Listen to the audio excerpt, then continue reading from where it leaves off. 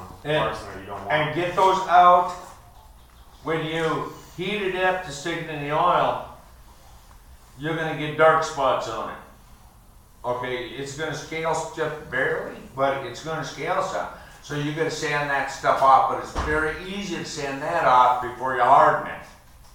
So get all making a mirror finish basically before we heat treat it.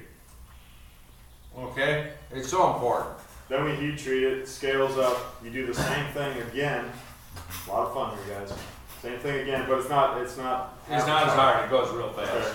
Then we buff it up to a mirror, and then we acid etch it, and then we end up polishing it one more time. So. You ever use mechanical orbital sanders or anything? I have. I never found that they gave me what I was looking for that I could get by hand. Just putting in a little bit more muscle work. See, you got two different ways to do stuff.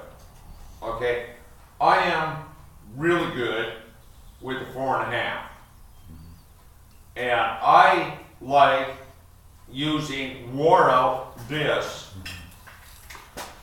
for getting a lot of the nicks out. And if you got a problem with a heavy disc, ask me. Okay? I think that's a problem I find with like orbital sanders. They'll maybe only go up to 150 or 220 for maximum fine grit. And then, every machine does a little bit different.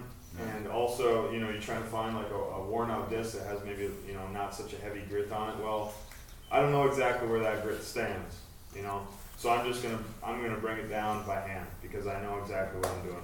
Yeah, That's my. For my orbital sander, I go to $3,000 all the time. Okay. You are able to order like special like stuff from 3M or something? If you want it, you can have some. I've already told you that. I've already told you that. Okay.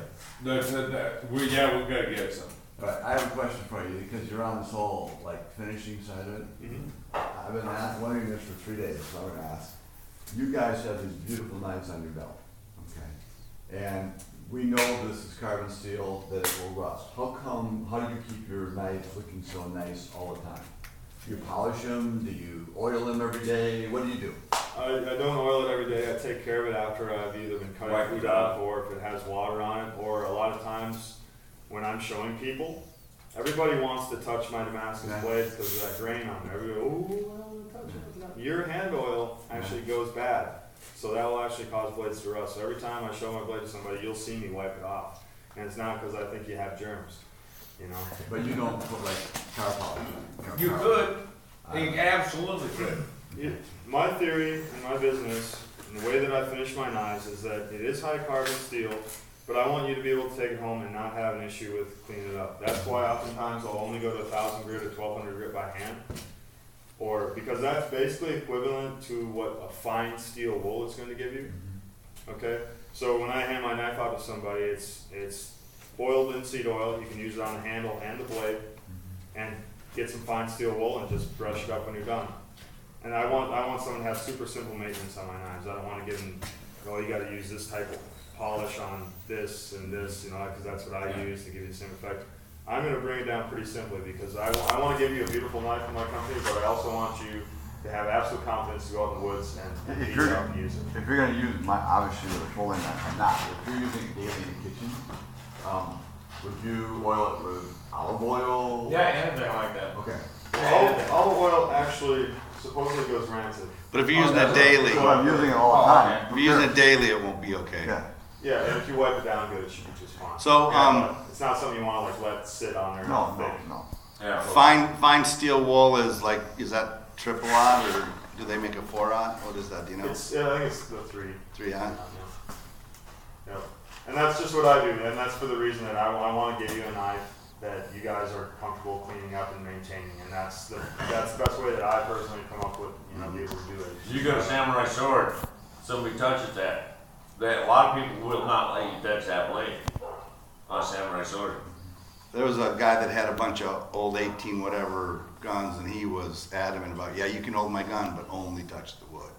Yeah. And as soon as, even then, he would re-oil it every time before he put it back. Yeah. Yep. Any weapon, any gun, you should be cleaning an oil in. when somebody handles it, you know? Or you shoot. Now you can blue them, you can do all sorts of little tricks as you use different,